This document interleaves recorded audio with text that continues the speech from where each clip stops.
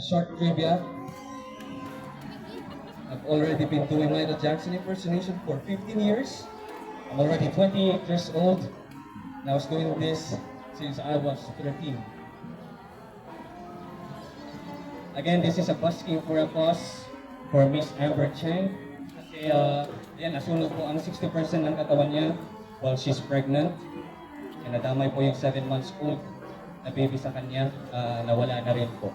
Kaya she's now recovering at BGH Hospital. Yan. So any donations will help po. Lalo na po kay Sir Tito Noel, lahat po ng donations niya, ipupunta niya po kay kay Amber. Lahat po ng performance na matatapatan niyo with joint forces po. With joint forces po para kay Miss Amber for today. Ayan.